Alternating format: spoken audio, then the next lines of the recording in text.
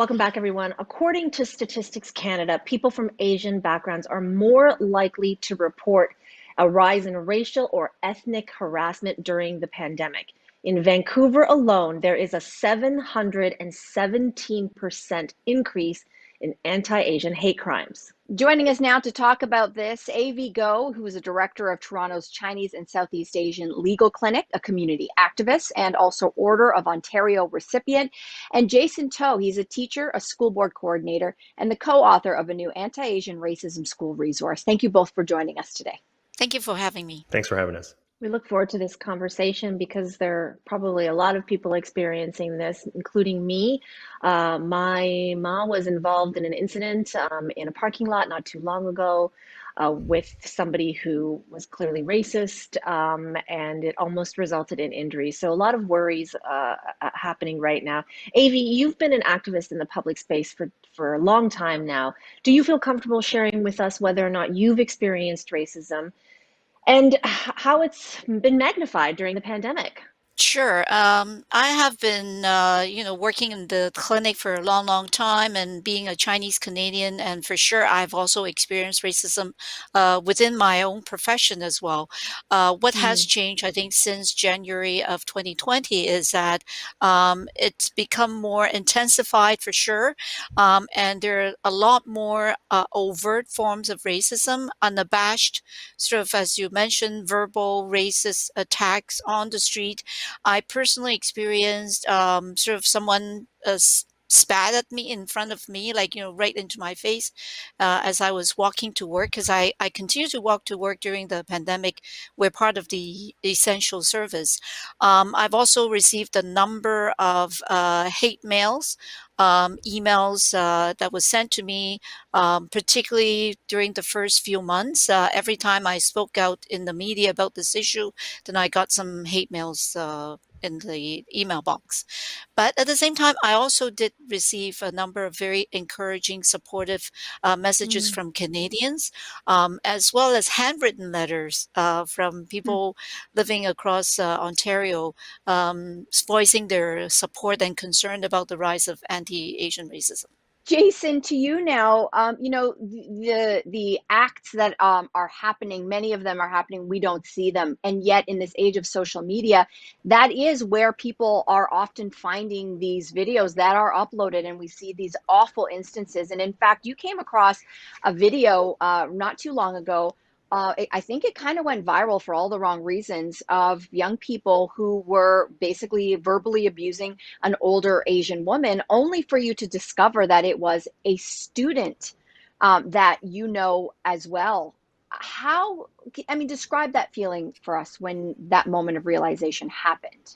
Yeah, it was really shocking. It was, I felt disappointment, but I mean, when you see these video footages where it's first person, right? So someone is yelling at the camera. And so when you see somebody who, who's being filmed like this, and it's like they're yelling at me, right? But then I also know, though, that young people are young people. And so, while I was disappointed when I saw the footage, I mean, there's also, a feeling of forgiveness, because all of this is coming from and stoked by rhetoric that, began south of the border when we hear President Trump, calling COVID-19 the Chinese plague. These are messages that our young people are taking up. Jason, I want to get to the Toronto School Board resource that you helped write, because in it there is a section entitled Centering Indigeneity and Black Lives. Why was that so important for you to include in this resource? So the thing that everybody needs to realize is that all oppression is connected. And so when we're looking at dismantling anti-Black and anti-Indigenous racism, we can do that through looking at the lens of anti-Asian racism.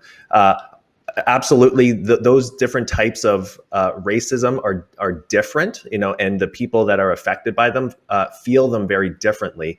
But I think when we start to really look at what's the common thread, and that's that idea of whiteness as being a norm or as an ideal that everybody should be striving towards, and as a comparison. And we know that that's like that small form of white supremacy that we're all trying to dismantle. And so when we are trying to work on anti-racism, that we need to work in solidarity and allyship with one another. And so that's why we wanted to make sure that the conversation doesn't get lost and diverted from anti-Black and anti-Indigenous racism in this resource.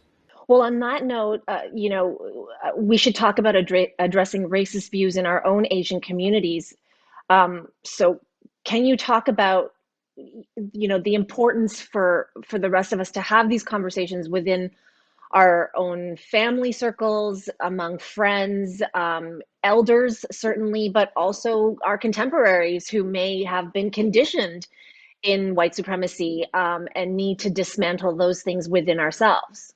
Yeah, so I'm very lucky in that my family and comes from activist roots in Toronto, and so I've been having these types of conversations with my family, extended family, for quite a while.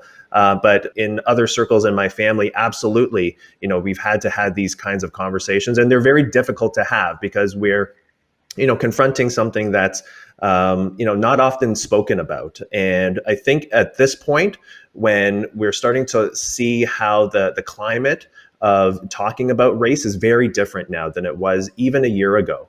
And so we are, I believe it's okay now for families to start making noise, especially our Asian families that have been sort of conditioned by not just ourselves, but by society to fit in and be quiet, and to that's how we move. That's how we have upward mobility. It's that model minority myth that we've been perpetuating, and I think it's time for us, not just broadly, but even within our own community, to start having these difficult conversations. I think one of the biggest barriers is that a lot of Canadians don't even recognize that anti-Asian racism exists in Canada. So, just take the point about the COVID-19. I think that the COVID-19 issue started not because of Donald Trump and when he calls, the virus, Wuhan virus or Chinese virus. It happened because there is anti-Asian racism in Canada. We have a very, very long history of that. For 67 years, we had legislation that targeted Chinese Canadians through the head tax, the Exclusion Act. No other communities were targeted specifically because of the race in the law. It was written right into the law.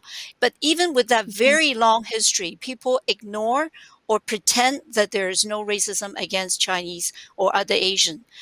So I think that really is the number one challenge that I face, particularly when we were trying to get the attention of our government. And the issue of anti-Asian racism does not even get a mention in the federal anti-racism strategy. I also think it's true that a lot of the Asian Canadian communities don't want to talk about racism. They don't share their issues as much. There are many studies that talk about it. And I think that their reluctance, and maybe in part because of this model minority myth, but it also, I think, in part due to the fact that there are many newcomers to Canada, and I've done some workshops where we talk about this issue, and they don't even have the language to talk about their experience, Yeah. and whether it's something that's happened to them or whether they want to talk to their family about it, they don't even know how to talk about it. I even have reporters from the Chinese media asking me, how do you know when this happened, this is racism? So I remember talking about, the issue around Dr. Teresa Tam.